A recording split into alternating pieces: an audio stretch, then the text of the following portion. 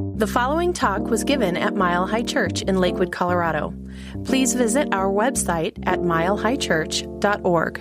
I love you, and I'm so grateful you're here, concluding today a 4-part series called Reflections, A Journey of Love, and it's just been an opportunity for me to course over these 42 years and remind myself of some of the moments that taught me, evolved me, grew me, and I pray that it's been a blessing or supportive of you. And I've really wanted to make this transition into my rewirement, as I like to call it, a thoughtful and graceful one, and that it be a gentle and a healing passage into the new chapter for Mile High Church and for me. That's what I've really wanted it to be, that graceful. I didn't want it to be like this. You know, that's not the way I wanted it to go.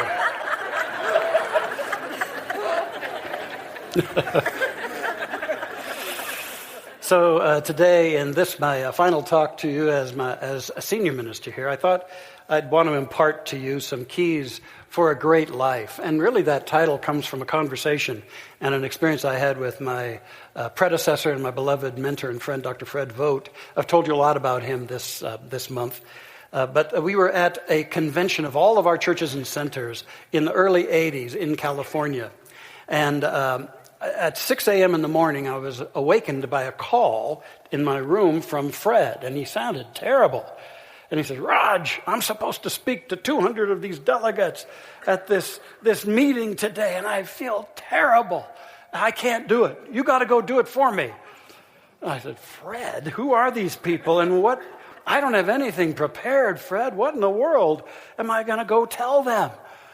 And Fred said, "Raj, you just go tell them what we tell people every Sunday. You just go tell them that they can have a great life." And I did. And it worked out. And I've been doing that for 43 years since.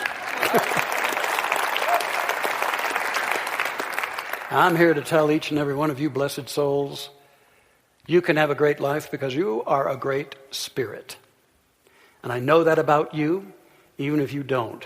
And this church holds that truth about you and is supporting you and embracing that. And really the key thing is to get more in touch with the great spirit within and to believe in that. Then it seems that the forces of the universe align in your favor and things unfold.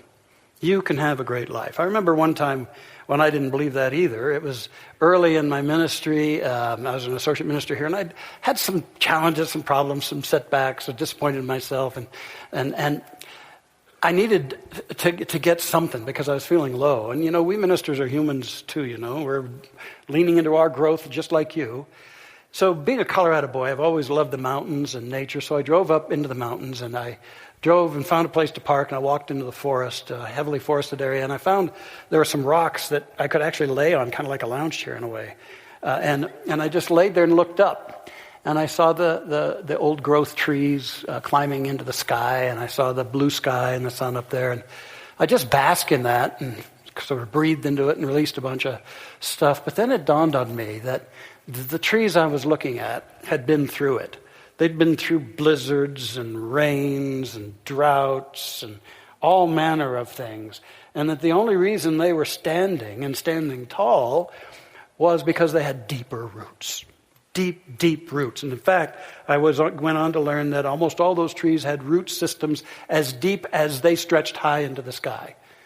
And that's what sustained them. And when I got that inspiration about deep roots, I went back and I stopped blaming people, and I stopped the self-pity and the victimhood, and I started the prayer work, and I started exploring higher understandings, and I came out of that. And so the keys I want to leave you with today are really about deeper roots for the great life. And the first thing is deeper roots in consciousness. I believe that's the greatest gift we have, is the ability to form and to cultivate a consciousness. Our mental understandings, but even more so, our subconscious realizations and the actions of our heart. That's our consciousness. And our consciousness goes before us to announce our coming. Our consciousness is the creative element that vibrates from us, that is acted upon by the universal creative law of this universe, the power that forms all things. And to be diligent in our refining of our consciousness and re-enchanting of our consciousness is the name of the game for a great life, without a doubt. And this isn't just an occasional little prayer tossed off or an affirmation here or there. It's that we realize that we're on a path of spiritual maturing, and that we're called to deepen ourselves, as we also enjoy the wonderful aspects of life, to deepen our roots in our consciousness. This is not just a philosophy, a heady philosophy to pleasure yourself with. This is a way of living. Science of Mind and Spirit is a way of being. And our founder knew that. And he yearned, as I believe all great master teachers, he yearned that we would take this on and really live it. In fact, in the conclusion to his mighty, mighty classic work, The Science of Mind, he said, what the world needs is spiritual conviction, followed by spiritual experience. I would rather see a student of this science prove its principle than to have them repeat all the words of wisdom that have ever been uttered. It's a practicing. It's really continuing the greatest journey, the journey from head to heart.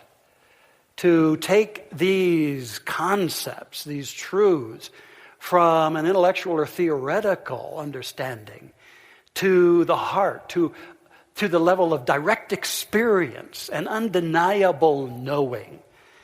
That's what gets you through the storms. That's what allows you to bring forth your gifts. That's what makes everything good in life. So I just call you to that. Ever deeper roots in consciousness. And while I'm at it, I want to get a few things off my chest about some misunderstandings about this teaching.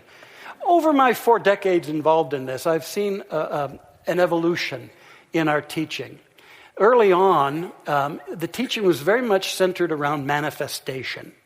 How can I as a student, how can we as students manifest more in our lives? Better relationships, more abundance, health, more of this and all of that. And we were very much a movement that taught and emphasized that manifestation. And it's true that there's a power that we can work with, a law of mind, that can manifest greater good if we can bring to it the deep inner shifts and the higher believing in our lives. And so that was good for that time, but we evolved to not eliminate that, but to grow beyond that and to add an element, and that is the mysticism of our teaching. We are a teaching that knows that all of us live, move, and have our being in God. And as we're also teaching people to manifest and heal their lives, we're talking about how you can live in a conscious sense of oneness with that presence. That it can fill you, that it can guide you. You can feel its joy. You can know you're never alone. And that you can sense, not just theoretically, but you can sense that we're all woven together by the great infinite love of this universe. It's that mystic knowing that takes us deeper and makes our life even richer and more powerful. Don't miss the mysticism of this. Another thing I wanted to address was how sometimes we can get into a little unnecessary guilting. Now, many of us came out of traditions that were steeped in guilt. And we sought to get out from being guilted in so many ways. But it's interesting to me that we learn this teaching of oneness and that everybody is a divine expression unfolding on their own perfect path, and yet we can lay guilt trips on people. Have you ever had somebody say, well, I wonder what you were thinking to have that problem, Oh, I wonder what you've been thinking to bring that about. Whenever that happens to me, I just want to give them an experience to work through, Although I believe in nonviolence, so I really can't do that. But it brings me right to the limit, I must tell you. It's up to each and every one of us to discern how we can grow through our experiences and by means of our experiences. And we don't need other people around us to chip away at us. So my mantra is mind your own spiritual business. And pray for others rather than laying on any subtle or overt guilt. And then don't guilt yourself. One of the things that has vexed me is that sometimes individuals who don't quite get everything we're about will go through a tough time or have something come into their life, and they'll run away. They'll leave church. And they'll say, I was too ashamed to come to church. What? Why? Listen, when you and I are going through the tough times, where do we need to be? Right here. You're right there. Because, this is a field. This is a vibration that can lift us. It can support us. And that's when we need to hear the truth, not run away and hide in some cave. Now, the ego wants to do that because the ego is always interested in looking good. But the truth is, when we get vulnerable and we admit that we're struggling, this is the place to be. Be here with our practitioners. Be here in this service. Drink it in and don't guilt yourself. Don't guilt yourself. All right? Another thing that I'd like to share is never forget the importance, as we deepen in consciousness, of regular forgiving. I mean, no one of us can move through this life without having some wounds come our way, the little casual statement that pierced us or hurt, or the thing done that was unnecessary and heartless. Whatever the case may be, we're called to forgive. And initially, the ego doesn't want to forgive. It wants to hold on to that and defend against love, as I spoke to last week.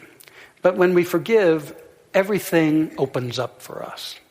It has to be genuine. We have to be ready to grow beyond, to understand that we have not been diminished by anybody else's actions or words. We cannot be. Only the ego took that on. And we can let that go and continue to move forward into our greater life. The great teacher said, hey, don't even bother praying if you haven't forgiven, because your unforgiveness is your most powerful energy. And that's going forth as your prayer into the universe, a prayer for separation, a prayer for continued pain, limitation, and blockage in your life. Never forget the importance of regular forgiving.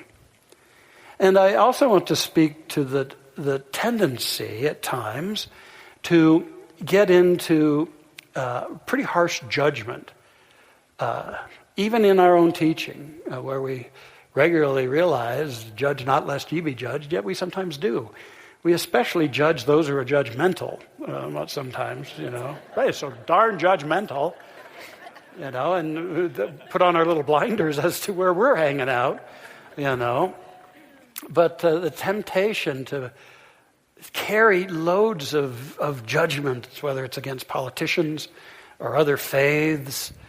Many are, I believe, needing a healing with Christianity and hold judgments about that, and really miss the genius of the greatest master teacher, Jesus.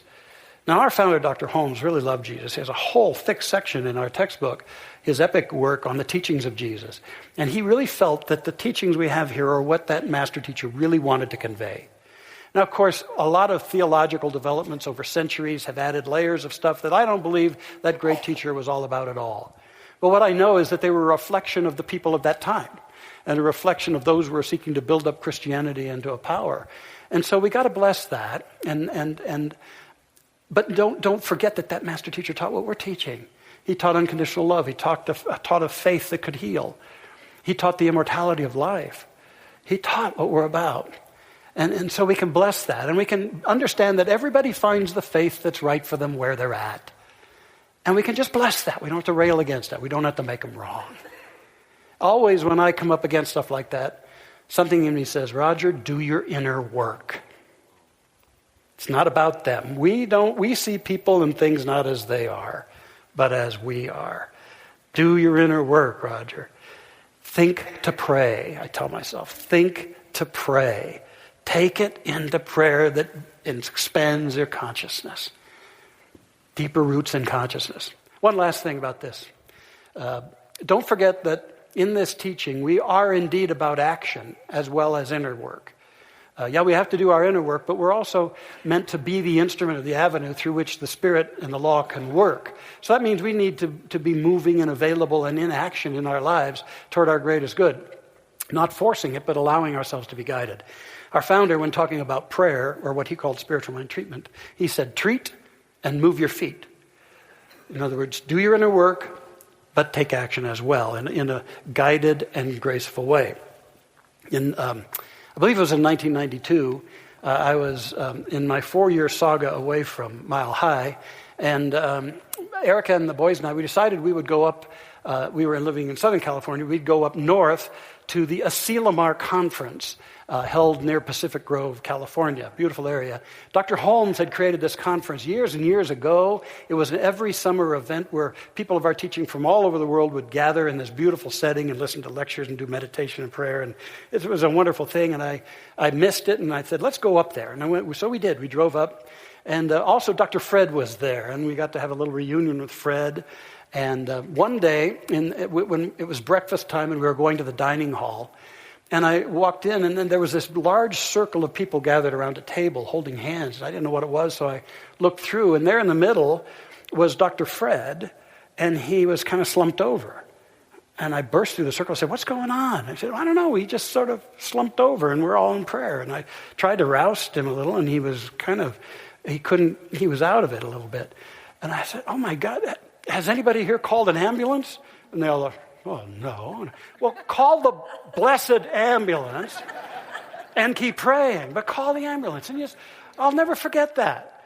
You know, there are times where you need to do your prayer work, but call the ambulance and do the thing that you need to do. There may be action accompanying your consciousness, deeper roots in consciousness for a greater and greater life. Then secondly, I would say deeper roots in compassion.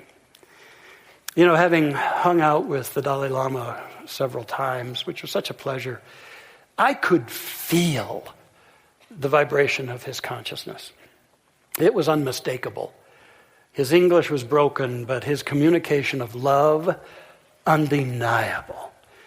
And you know, he carries a lot, has carried for a long time so much that would cause all of us to go to our knees in heartache. But he's a joyous being. He giggles all the time when he comes into a room, and he exudes compassion. And I think that that's a deepening for all of us. A great life is where we so love life that we stand for it, whether it's our environment or those who aren't as privileged as we are, those who are struggling, those who are disenfranchised or discriminated against.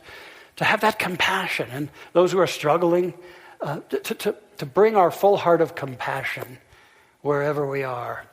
It's not only allowing God to express as us, it truly enriches our lives to the deepest of levels. How could you put deeper roots into compassion? You'll be so glad you did. Thirdly, deeper roots into commitment. Great people are unmistakably committed people. They know what they're about. They know what they care about. They're in integrity to it. They get involved. They don't just sit on the sidelines and complain. They get involved, and they make the difference that they can as they give their own gifts. I believe that's a key to a greater and greater life. Deeper roots in our commitment. I got to tell you, around here, we have so many beautifully committed people. So many of our longtime members who've stood strong in this church for years and years. And I want to, very specially from my heart, acknowledge that we have one of the most committed, skilled, loving, and honorary staffs in any company, any organization, anywhere. And I love them. And they serve us so lovingly, dedicated, devotedly. They're just miraculous people. And I ask whoever could to be here so that we could just shower them with a little love. Our staff, I think some of you were able to be here today. Would you stand so that we can just love and bless you guys? Yeah, yeah.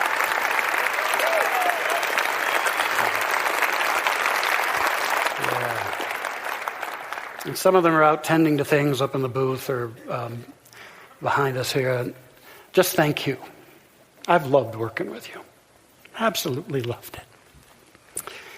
Commitment. How could you deepen your roots in commitment? Commitment to what matters to you. You'll find it in your heart. Commitment to making a difference in this world. You know, it's easy to get so discouraged, but you know what? Take heart.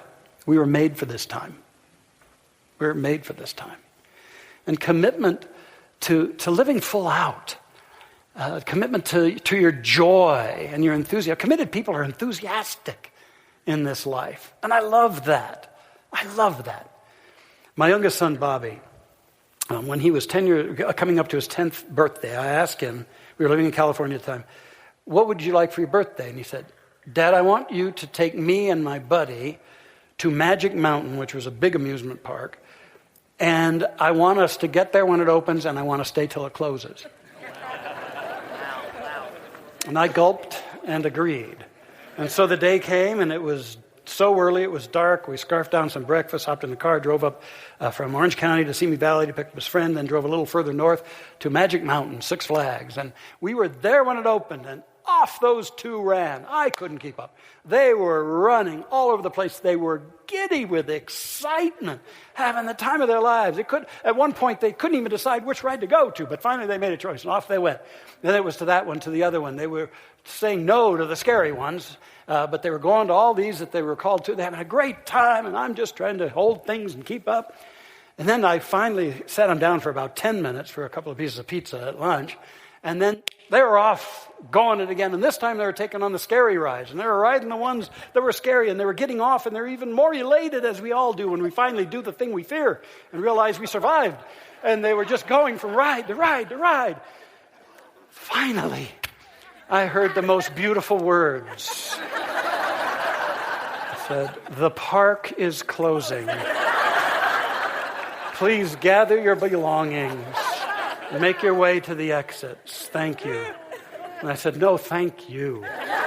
Boys, we got there and we drag ourselves across this mammoth parking lot to our car. I gave, I think, a few piggyback rides on the way. Tossed those boys in the back seat and drove out of the lot. And by the time I found my way to the freeway, they were both passed out in the back seat. Drove home, dropped off his friend, drove to our house. Couldn't stir Bobby, so I picked him up.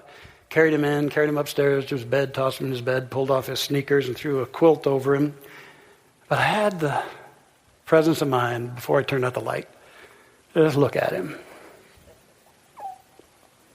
And there was just this look on his face. This peace, but yet this alive, quiet, like, I lived this day. Nothing held back at all. I lived this day. And I said, I want that. That's what I want. I don't want to hold back. Do you want to hold back in this life? Deeper roots in the commitment to go for it. Make a difference. Give your gifts. Go for it. One more. The great life is about deeper roots in community. We are relational beings. We're interdependent. And so community is a deeply important thing. And it's one of the long, age-old spiritual practices to be in a community of high consciousness.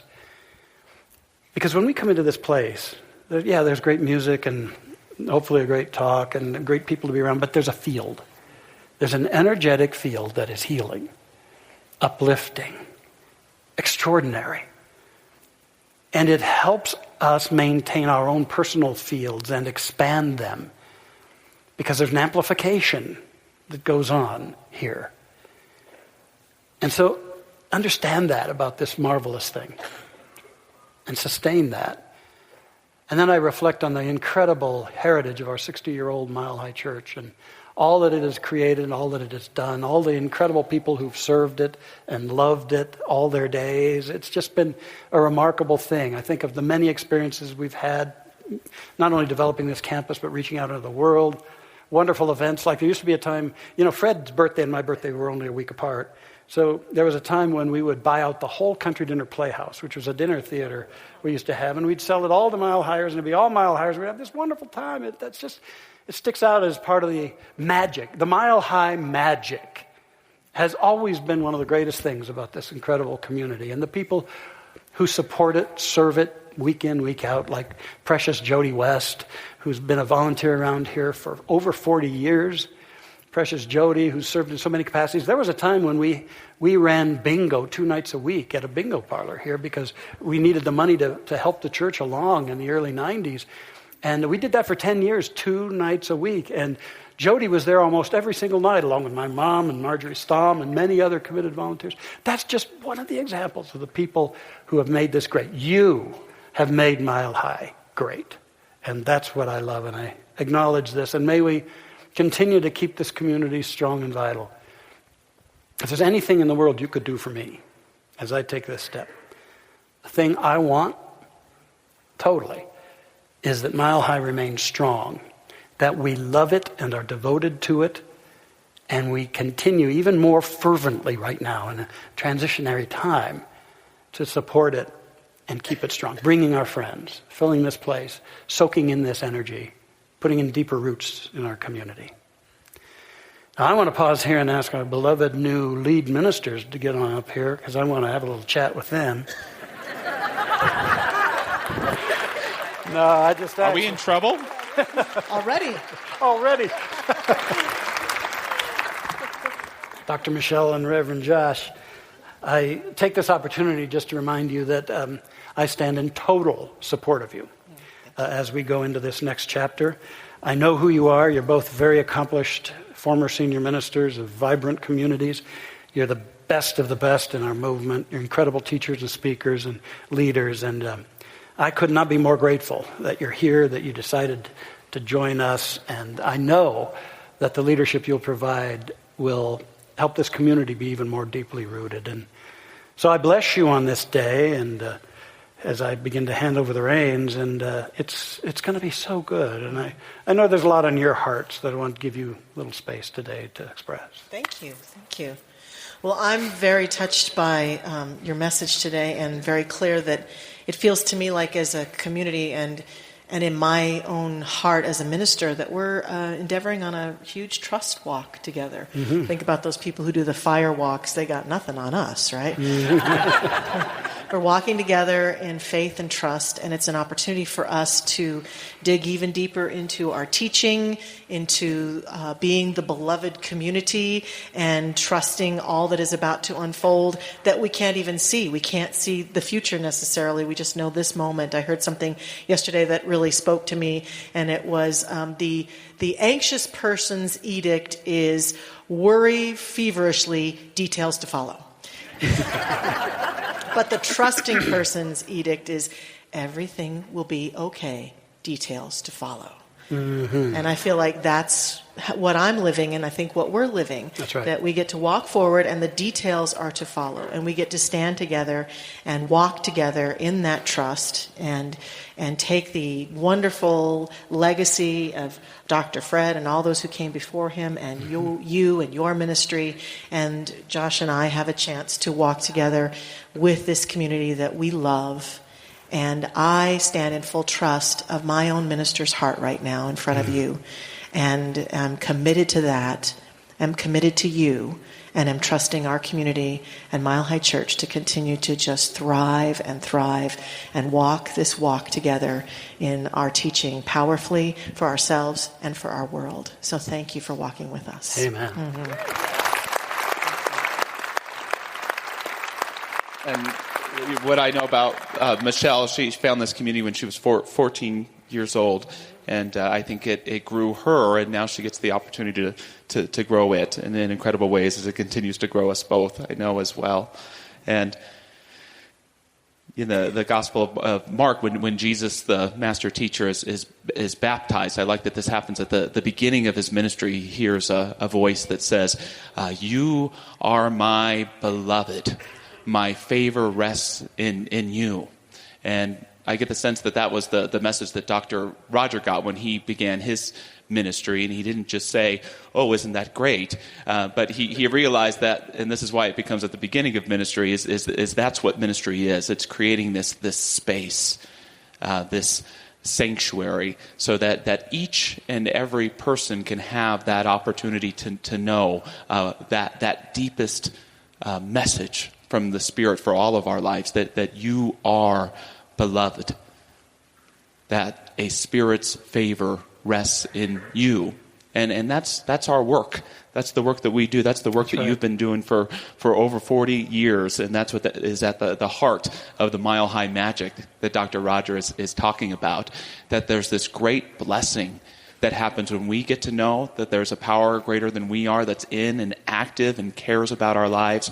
But there's this greater blessing that comes when we get to help others know it too. Yeah. That's the magic here. That's the space we're getting to create. That's our job, and we're going to do it well. Not just for Dr. Roger, because this has been the most successful ministry our movement has ever had. And yes, Dr. Roger has been leading it, but so have you. You've all been a part of co-creating that, whether you've been here 10 minutes, 10 years, 30 years. You're all a part of the co-creation of that, and we just get to keep it going. We get to keep it going, not with a lot of pressure, but with a whole lot of joy, because I think someone said this, life is joy sometimes. Do you know who said that, Dr. Roger? Sounds familiar. That'd be a great book title. It's good advice. Our new lead ministers. I know you'll love them, support them.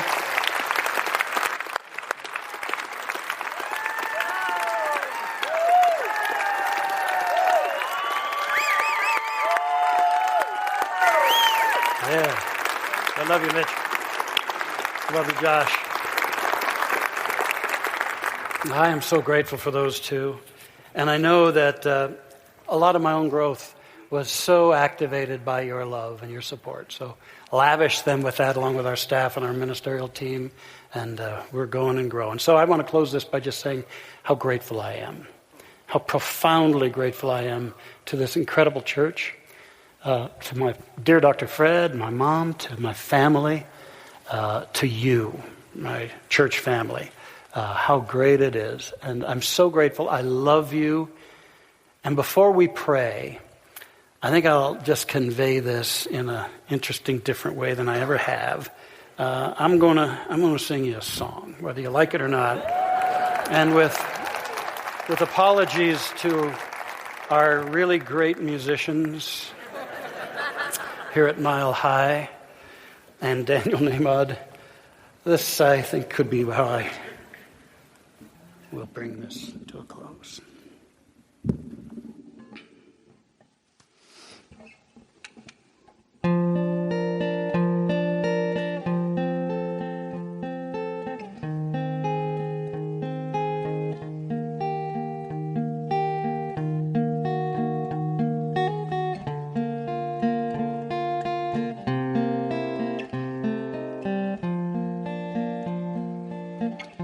When the rain is blowing in your face, the whole world is on your case, I would hold you in a warm embrace to make you feel my love.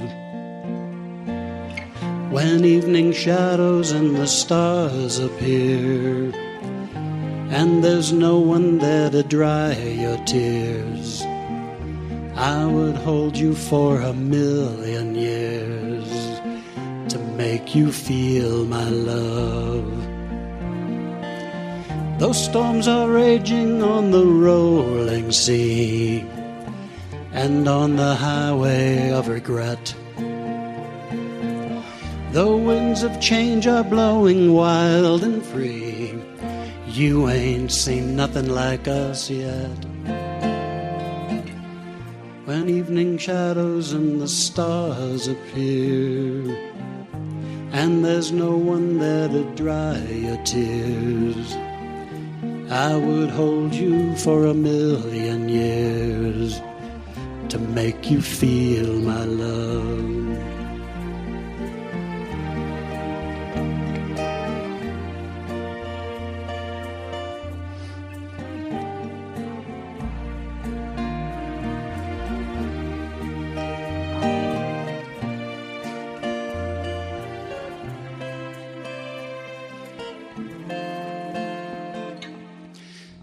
I could make you happy, make your dreams come true.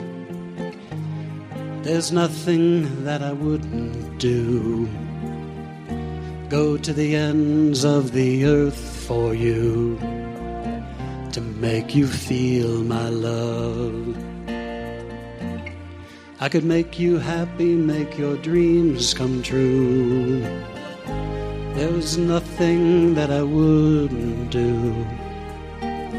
Go to the ends of the earth for you make you feel my love,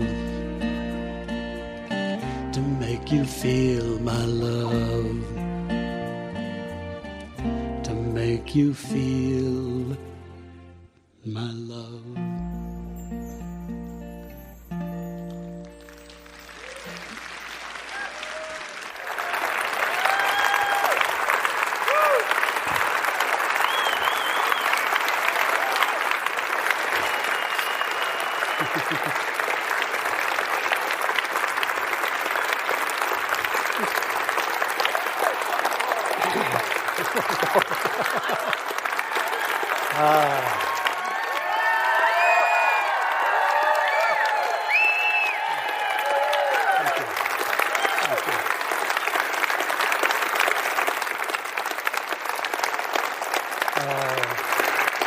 Thank you. God bless you, beloved ones. Thank you. By the way, that will not be my second career. Let's have a prayer together. Oh, infinite Spirit of divine love, we give thanks that your never-failing love is always finding an outlet to celebrate the highest reality, the indestructible reality of spirit and love. And I know Mile High Church to be just that. And so as we each and every one of us embrace that greater life that is accorded to us, I know we just are deepening, becoming stronger in consciousness and compassion and commitment and community, and moving forward with great heart to be a part of the answer in these times, letting our lights shine. I am so grateful. I know each and every one of us is whole, perfect, and complete, and unfolding perfectly, and all is well. And I bless Mile High Church as we go forward dynamically into our greater yet to be. And with profound gratitude, I accept this. I know it is so. We release it in divine right action, declaring together, and so it is. And so I am, and so we are. Amen. Thank you for listening to the Mile High Church podcast. This podcast is made possible by the generous contributions from listeners like you. If you'd like to make a donation, text 720-230-1404 or visit us at milehighchurch.org.